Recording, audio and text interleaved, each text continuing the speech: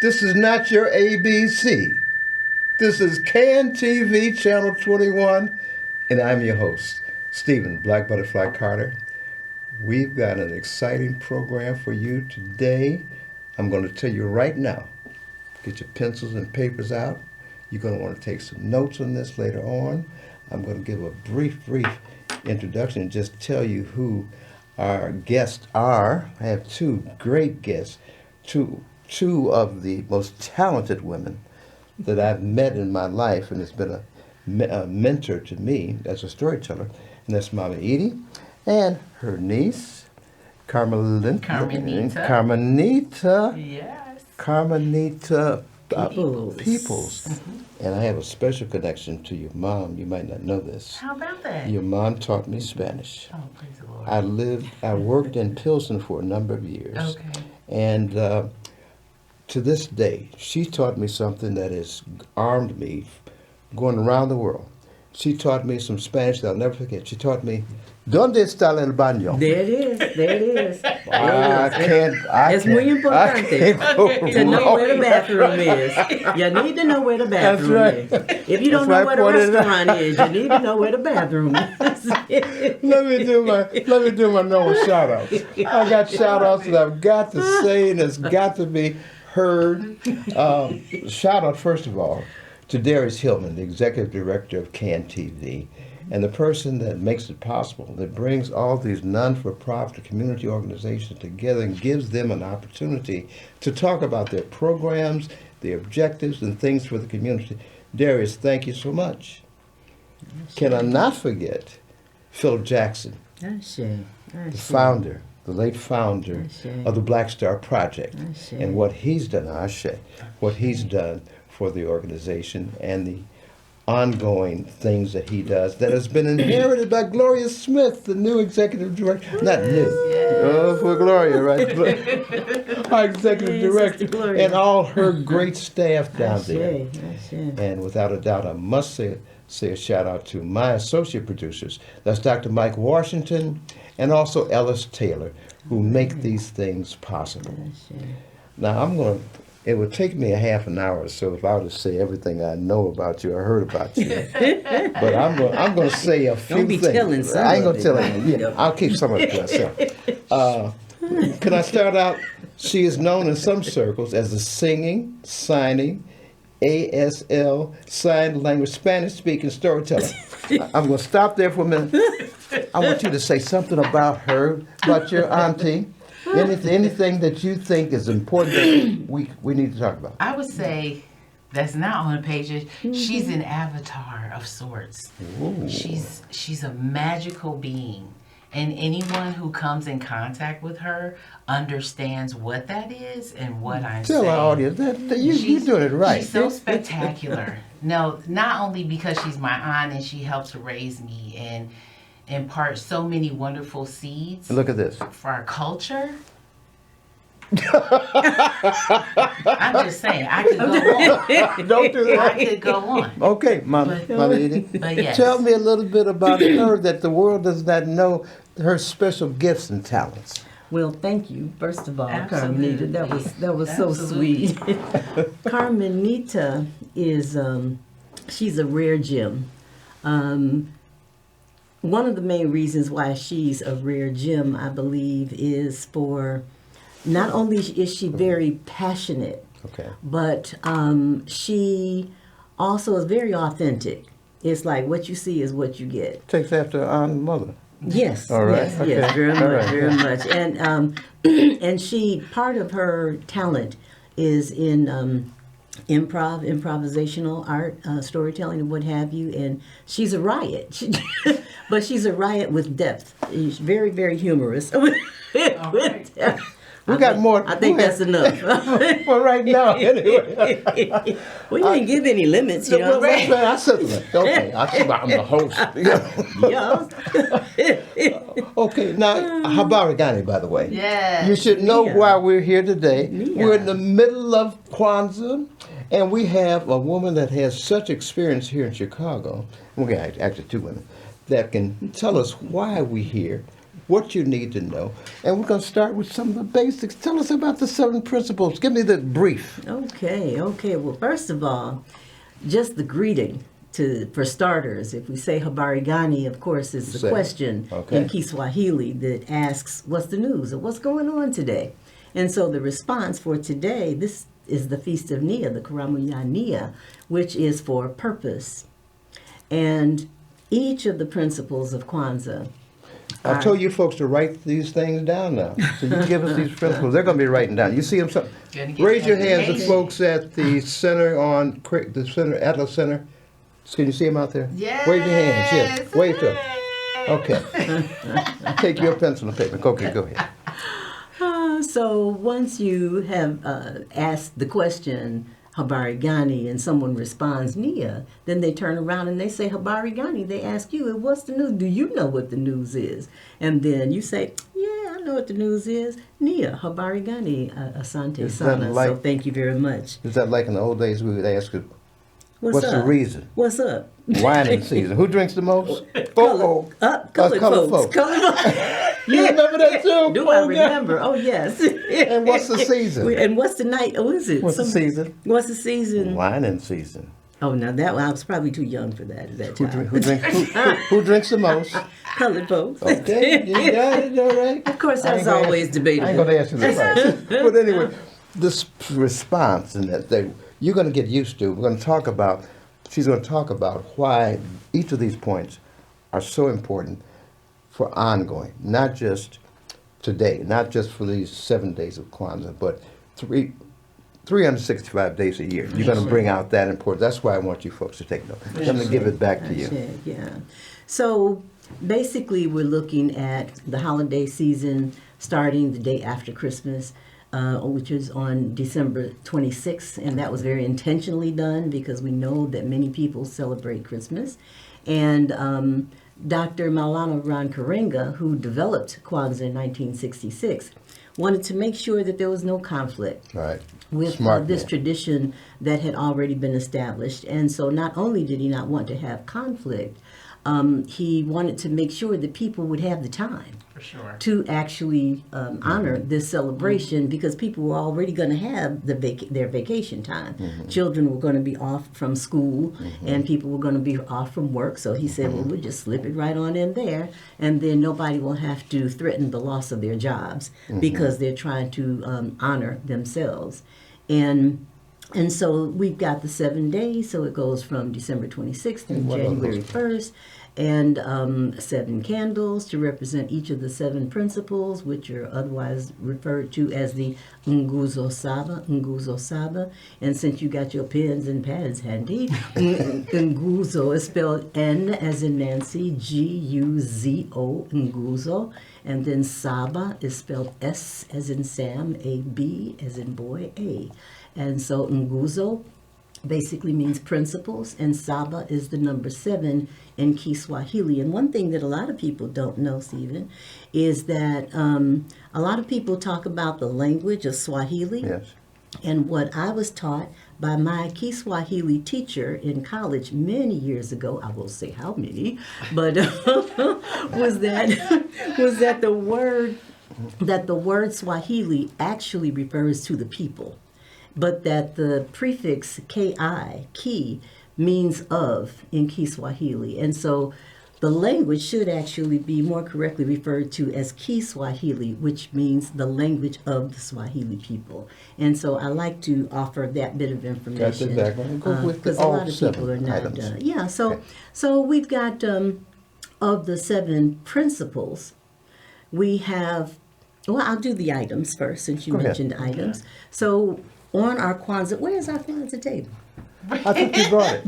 You're supposed to bring that. I thought she had that assignment. Okay, go ahead. You the host, right? You know, you said it. Now. I can take liberties, right? License.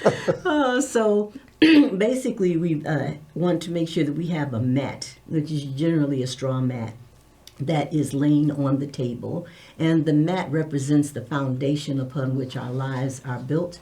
And that is the principles of Kwanzaa, because we need to have some kind of guidelines to live by. There are people who honor and celebrate the Ten Commandments. There are people who honor the principles of Ma'at from ancient Kemet or Egypt. There are people who have principles in Islam, and we have principles of Kwanzaa. So it doesn't. You just need to decide for yourself which principles that you're going to live according to and stick with it. Let me stop you right there. Not stop you, but I want you to go into what the practical aspects of the Kwanzaa principles and how they are enacted and should be enacted 365 days a year. Well, in fact, even the ritual objects that we use, everything is all connected. The principles, the objects, everything is all connected. And so if we talk about the mat, the foundation, that's important. That's an important concept. And then the kanara, which is the candle holder, represents the stalk from which all life came. And then the candles are called, well, if you're talking about one candle, it's shuma. And then if it's more than one, the plural form is mishuma. So we have the mishuma asaba, the 7 candles. And one is lit on each day of Kwanzaa to represent one of each of the different principles. And then you have the, the fruits and vegetables, which represent the fruits of our labor. We have the corn, the mohindi, some people say vibunzi, and there should be at least 1 ear of corn on the table for each child in the household.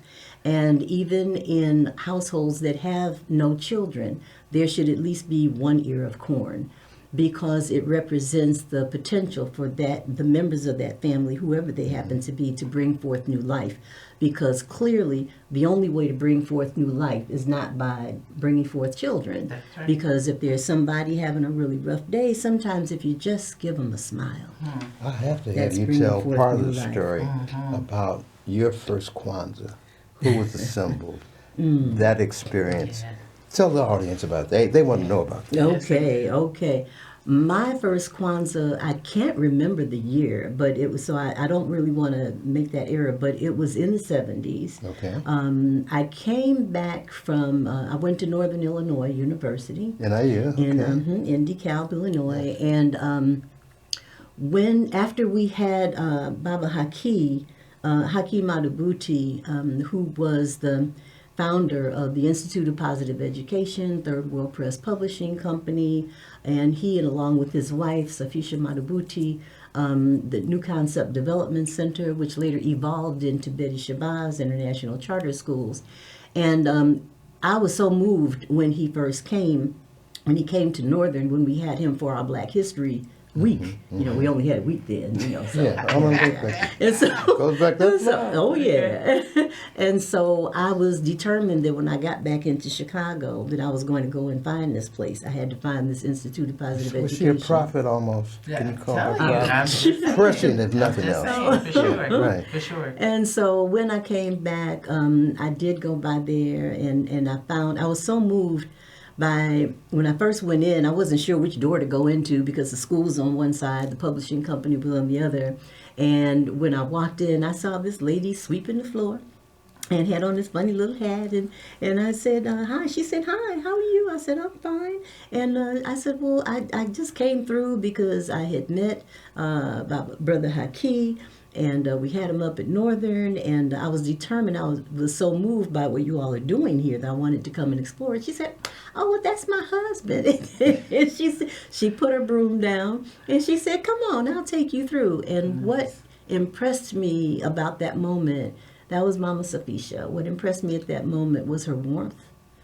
And the fact that she was the director of the school on the other side, but she was on the bookstore side sweeping the floor. That's right. Share with us that place, that first Kwanzaa group. I'm that you told me about. going to share with you about that, but I need to say this, just about this, because it's important and it brings in. I was telling you that sometimes I bring in the principles as I'm talking, right? And so, what it said to me was that she was demonstrating Ujima, the third principle of Kwanzaa, Ashe, because that's for collective work and responsibility. It didn't matter that she was the director of the school, which was on the other side of the building. Right. This was ours, That's and what so you do what needs to be done in that moment. And so it was really wonderful. So that was my introduction to the culture, to the African-centered culture. And then I had my first Kwanzaa celebration, and it might have been at the packing house, the old packing house. Okay. And I know you remember something about the old packing house. 48, right across from DeSable High School. And what I remember is that it was very cold, and we had this huge room where we were in the gym. I believe it was some huge room, and it was so many years ago. It was in the 70s, and I remember that the heat was not on, and it was cold, and everybody had been asked to bring something to share to eat. I never saw so much food. Wow. Everybody it's like loaves and fishes, honey, like loaves and fishes. Everybody was asked to bring one item. Yes. And by everybody just bringing one item, there was an overabundance of everything. And despite the fact that it was cold, some people ran home to get blankets and brought back enough to share. So we were sitting all around the floor of this place in the cold, with food aligning a stage or something that was going from one end to another. And there were performers who came, and they performed in their hats and coats and their gloves. And we did ritual, we lit the candles, and there was so much love in that place. Guess what? There's a commercial break coming. Well, all right now. There's a commercial break. Well, all right now. Tell my audience, tell our audience how they can contact you about some of the things that you'll be doing. Because you do things, corporate affairs, you do so many things. But give them either phone number, a email, text, whatever. Get your pencil and... I told you, get that pencil and paper. I'm serious now. Okay, go ahead. We got a special spot. All right. We're going to be talking about some intergenerational things. All right. I know you'll be ready for that, Yes, right? I will. Okay, go. Yes, I will. Finish, give us the background, where they can call, or... Okay. So the way you can reach me is that I have a website. And I laugh sometimes. I mean, I said I've been out here 99 years doing this stuff and finally decided to get a website. But the website address is www.mamaedie.com. mamaedie.com. You want to repeat it too? No, let me spell it. Okay. People spell it different ways. Just mess it up. He's so excited. I am. Yeah, I want to get it all in. Okay, go ahead. Okay, so hush up now. So anyway. I'm sorry. So Mama is spelled M-A-M-A. Now, I know a lot of people spell M-O-M-A. Mine is M-A-M-A. And then E-D-I-E, just one D. Otherwise, with two D's, you're making me Edie Mae. So it's mamaedie.com, very simple. And my email address is mamaedie4@gmail.com. And at this time, in fact, since you said we're in a commercial break, if you happen to go onto my website, you'll see information about upcoming classes that I have. So there is an 8-week intensive that I'll be doing for rehab clinicians. So that is now, he didn't finish my title. I'm the singing, signing, Spanish-speaking, storytelling, percussion-playing speech pathologist. Okay. So in addition to being a storyteller, I'm also a speech and language pathologist, which was actually how the business of storytelling was inspired from. So I will be doing a class for rehab clinicians in terms of how to incorporate storytelling and other art forms into their therapy. And I think you were doing some of the similar thing. Do you have information you want to share with our audience about how to reach you too? I love to. Well, we got some time. Okay, go ahead. Sure. My email is Carmenita, Carmenita at Carmemta Peoples, PEOPLES.com. And since I'm an educator, I use storytelling to help improve literacy and the love of storytelling and the love of books. Okay. I was going to ask you about. No, we'll get into that. Okay. But I have an announcement too for the Black Star Project. Okay. Got a phone number. The programs are getting ready to start in January. I want you to take this number down: 773-285-9600. Somebody live, won't be AI, will answer that phone or talk to you. Live will call you back and tell you about all the programs that are going to be going on in this winter season at the Black Star Project, which is located at 3501 South Martin Luther King Drive. 3509. Right. But also known, it's also known as Philip Jackson Parkway. Yes, I nice. think that's Ashe. 3501. Ashe. It's on Okay, but anyway. And this is a little known fact. Philip Jackson was actually one of my bank clients at Bank One. Way back. Yeah, I used to be a banker You're there. a How fiduciary about person, that? okay. All these Yes, talents and yes. two secrets right out there. Yes. Go ahead and tell us a little bit while we got Yes. time. We got Oh, 5 for minutes. sure. We saw that. I have an affinity for working with children. I am a certified Montessori educator. And so I take that background and I utilize that in my storytelling practice. So I love to work with children along with adults. I find that storytelling is such a rich medium to share with children, especially what we're facing in our schools. A lot of our public school systems is that children are not able to read. They're not literate at their level and beyond. So storytelling is a wonderful way to help them not only learn how to read, but become better writers and actually create an affinity for reading, an affinity for actual books. And I find that if children can steal away with a really good book that allows their imagination to flow, that allows their dreams to process, and that we're able to jump in there and help them get a plan that works for them. All through storytelling. We can also teach them what they don't or otherwise learn in the schools that they need to know for sure. about themselves, Absolutely. like the history of their own people, Absolutely. which is trying to be squelched. Are you trying to say we need to know our own history and tell our own story? That's right. And use every media that we can use? I'm just all saying. that we can, and I think what we're finding right now as a people, as a culture of people, and you were speaking to the Nguzo Saba, those principles that we need to focus on throughout the year, not only during Kwanzaa, because we have to have unity. Right? Yeah. We need unity in our community. We're seeing so many things that are tearing us down, individually and collectively. Be self-determined, being able to pool our money and our resources together, being able to support each other. I'm not sure how many participated in the big Target shutdown, the Walmart, shutdown of our dollars, but it's really important that we collectively realize that we're our own saviors, right? We've got a few days left in Kwanzaa. Yeah. How can folks maximize these few, between the two of you? Tell our audience how we can maximize that. I would speak today specifically. Today is Nia. Like, what is your purpose? Like, hone in.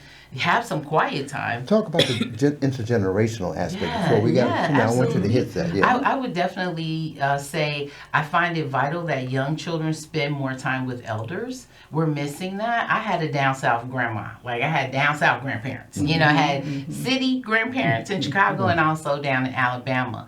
And I found that rich interaction between the elders in the South gave me a lot of foundation that many of our children are not able to get now. So I would say spend lots of time with your family, your great aunts, your uncles, your grandparents, if you have those people available. This question's for both of you.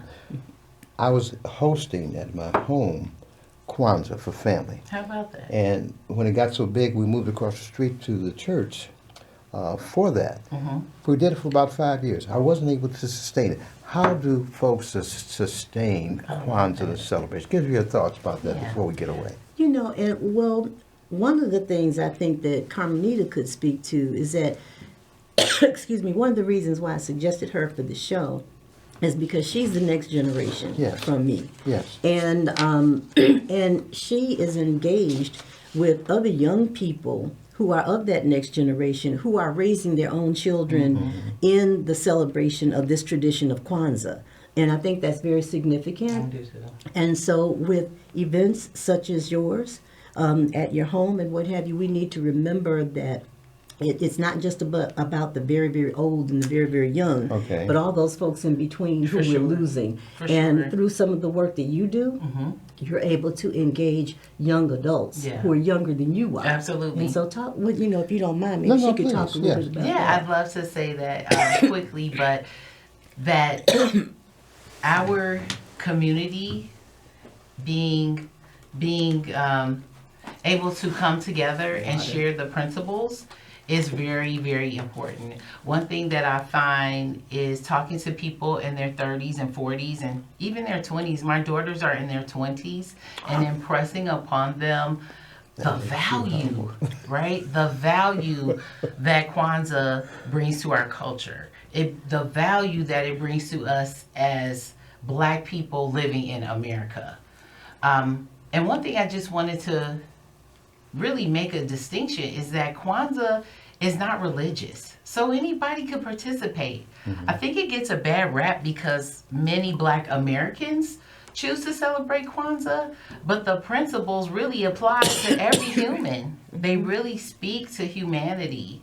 And it's very, very important that we have these conversations, that we're able to engage each other. And if we are having a party, maybe it's a principled party. And maybe because we're about to wrap, repeat again how they can reach either both of you. Oh, you can reach me at Carmemta Peoples.com.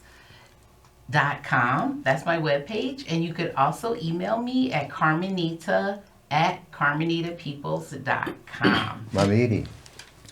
Mama Edie, www.mamaedie.com, MAMAEDIE.com, or email at mamaedie4@gmail.com. I showed you guys how we end. Can we do our ending? Absolutely. All right. Absolutely. And not block each other's face. Okay. And I want to shout out to my Divine 9 brothers and sisters to make sure that they still support, we're taking money still for this contribution period at KNTV. All right. Thank you. Thank you for taking time to being such great guests. For sure. Even if Thank you. Cut you. Happy Kwanzaa, everyone. Kwanzaa. All righty.